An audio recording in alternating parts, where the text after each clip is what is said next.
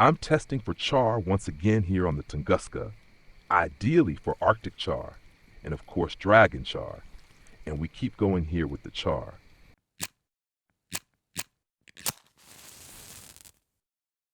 Yeah, I've already been here a bit longer, so basically I've been testing nicely all evening long, all the way into the night by now, and there are some in there, some rare dragon char among them.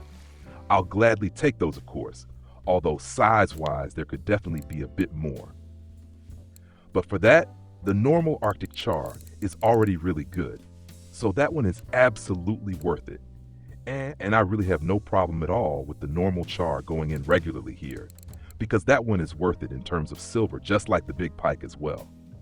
So purely silver-wise, this is already really nice here, and even more fish can gladly go in from this position. It's a very classic position that usually works quite well over and over again.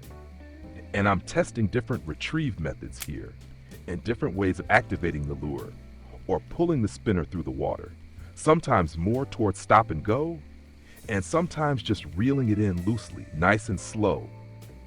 Also with retrieves that include pauses. For example, when you crank about 5 times, make a short pause and then reel straight on again. That has already delivered as well. Now we're of course currently in the night phase, so already after 11 p.m. and then bite frequency is naturally a bit worse again. What has been working regularly quite well lately is letting it sink nicely after casting. It also happens regularly that bites already come during this sinking phase, and then you simply lower the retrieve speed. And now this naturally depends on your reel. So roughly from speed 8 to speed 12 to 14 approximately, depending on which reel you're using here. So depending on reel size and gear ratio, you then of course need to adjust the speed a bit accordingly. And I always pay attention to this little bar down here in the action bar, that it's always flickering slightly. And whenever it flickers a bit, I know that the spinner is nicely in action. Yeah, and that's what I basically want to achieve with the speed, that the spinner is as active as possible. And even now, with this slow retrieve method with small stops, you immediately end up in this stop and go retrieve, and that naturally gives you an additional chance to trigger bites. Yeah, because it's night right now, it's just not working that well at the moment. That means we'll use the time until around 4 a.m., then it starts again. And now during this time, we'll just take a look at the setup. I'm currently running fluorocarbon only with 17 kilograms. Not exactly small and not exactly fine. Weeks ago, I was also here with 27 kilograms. That worked as well, but you really don't need to go super fine here.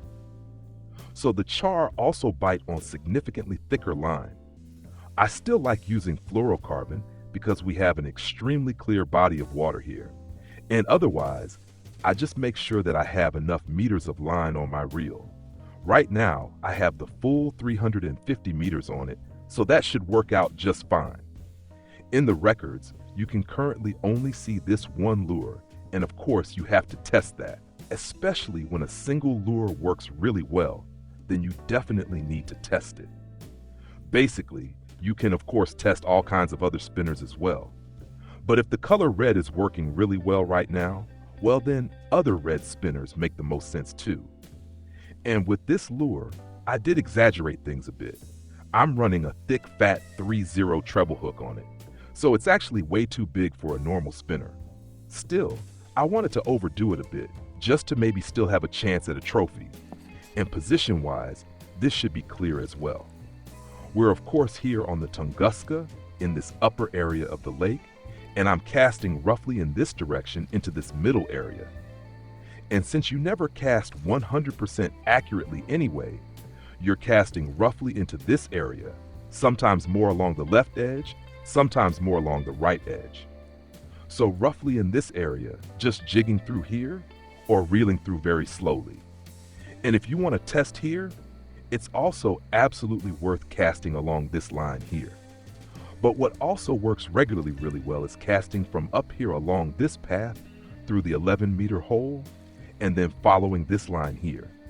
That also works quite well on a regular basis. And so that you can always cast this line properly, Just briefly press M, check whether you're standing correctly. That looks good, and ideally, remember something in the background that you can always see well even from a distance and repeatedly cast toward. That way, you automatically cast in the same direction over and over again. Let it sink nicely again. Especially now, as mentioned, during the morning hours and evening hours, you get a much better time window for fishing for rare char here. And there goes the first fish of the morning. Very nice. Nice and slow here, continuously at speed 16 in the jig retrieve, and then it goes in.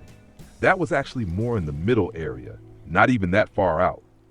Well, look at that, the first char back again. So quickly cast out again and do the same thing all over again. Let it sink loosely, and then you just have to test. There's no way around it. You have to keep trying, either jig retrieve or reeling through. One of the two works. And you really have to test that again with every weather change, because with different weather changes, the fish also have different preferences. Oh, wow. Yeah, those obviously don't stay away either. We'll gladly take those as well. Quickly get back out. And especially now when it's this cold, you really need to step on the gas even more. So quickly back out, one fish after another, and basically, it's really cool here right now as well, over the next hours too. Below 10 degrees is always a really good sign that you can target char near the bottom here. So always pay attention to daytime temperatures and then decide whether it's worth going there or not. You can test it at significantly warmer temperatures as well though. Trophies are also caught now and then at much warmer temperatures. And again, the next one, and once again on jig retrieve.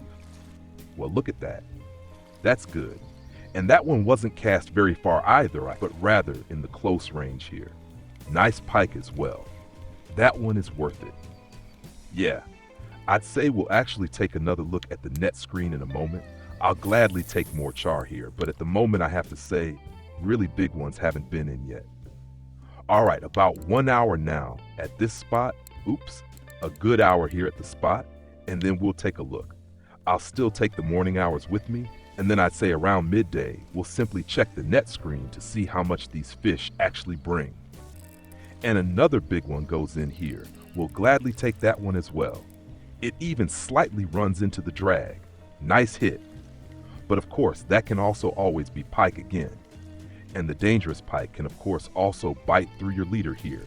It's even one with 7 kilograms, over 7 kilograms. Yeah. And with fluorocarbon, people often say that a pike can easily bite through double its body weight. In this case, that would be a fluorocarbon of 14.6 kilograms. And luckily I'm running 17.4 kilograms here. So just barely lucky again. Still, that can of course happen regularly as well, depending on how active the fish is and how strong the pike fights, that it still bites through your leader or your main line. It's midday, and that means we'll quickly take another look into the net. There's nothing in there, and then we head straight to the fish market. This is what it looks like right now. Unfortunately, no more have gone in just now.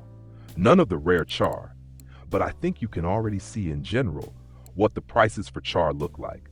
The number of fish wasn't bad either. 46 fish here now, a bit more than 1 hour at the spot. If we also take out the night phase, then that works out quite well. As mentioned, at night, almost nothing goes in at all. You could maybe even fish for burbot here instead. Those also go in there every now and then. Yeah, and even the small ones at around 1.8 kilograms to 2 kilograms are already at over 20 to almost 30 silver. So that's extremely worth it. But the normal char, and you really catch a lot of those, are also really good price-wise. So here in this time, we made a good 500 silver. So you can do really well here. I'll gladly take pike as well. Everything here on relatively thick fluorocarbon, and then it all works out. So get over to the Tunguska, especially when it's this cold. Test, test, test, as always. And just like always, leave a thumbs up and subscribe to the channel if you haven't yet. And then I'll see you in the next video. Until then, tight line.